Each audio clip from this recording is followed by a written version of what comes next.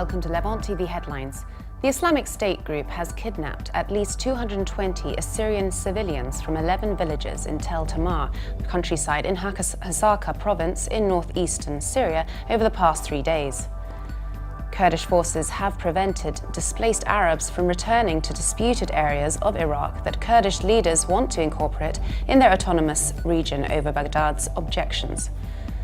A series of blasts in Cairo have killed 1 person and wounded at least 7, Egyptian security officials said, the latest in a wave of attacks using homemade explosives. A Bahraini court has sentenced 3 people to death and 7 others to life in prison after convicting them of allegedly killing 3 policemen in a village near the capital, Manama, last year. And insurgents in Somalia's capital, Mogadishu, fired a barrage of mortar rounds targeting the highly fortified presidential palace and main government compound, killing a guard. Now let's take a look at the top headlines in today's newspapers in the Middle East. Starting from Lebanon, the Daily Star leads, reporting that the Lebanese army pushed out jihadi militants from 2 hilltop positions along the northeastern border with Syria overnight, seizing explosives and unexploded projectiles. The paper also reports that 1 of 3 Al Jazeera journalists arrested for flying a drone in Paris will appear in court next week, where he's expected to plead guilty. From the UAE, the Khalij Times leads, reporting that the UAE intends to launch a new diplomatic initiative aimed at building international cooperation and facilitating dialogue through a contact group on countering extremism.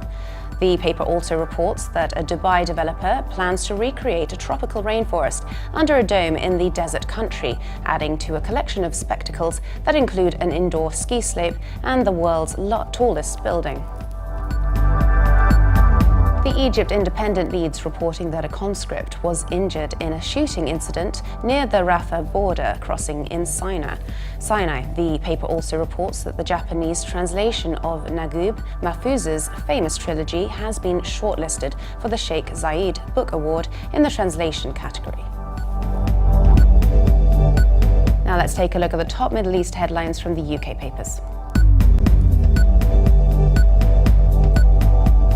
The Independent leads its Middle East news, reporting that a coalition airstrike in Iraq has killed at least 17 militants from the so-called Islamic State and 9 civilians overnight. Military alliance between Syrian Kurds and the US has resulted in 132 ISIS fighters being killed in the Hasakah Province since 21st February, after around 220 Christians have been captured in Syria. The Guardian leads its Middle East news, reporting that 3 men from Brooklyn, New York, are facing terrorism charges for allegedly attempting to join Islamic State militants in Syria. 2 of the men charged are Uzbek citizens, and the other is a 19-year-old Kazakh citizen.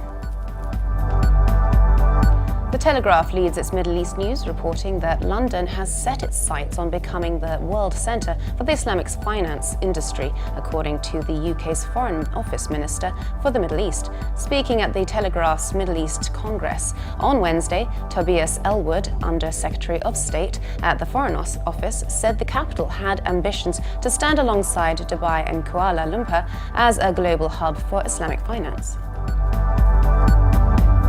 Now let's take a look at the top Middle East headlines in the international papers. From Germany, the Deutsche Welle reports that an expert panel presented the UN Security Council with a report this week outlining the alleged corruption practices of former Yemeni President Ali Abdullah Saleh. The main finding of the report highlighted the fortune estimated to be between $32 to $60 billion, which the former strongman amassed during his 33 years in power.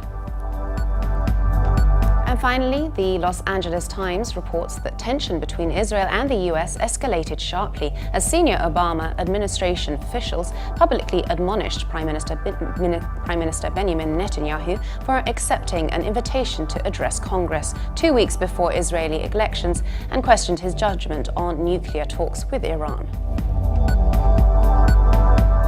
And for more updates, please visit Levant.tv.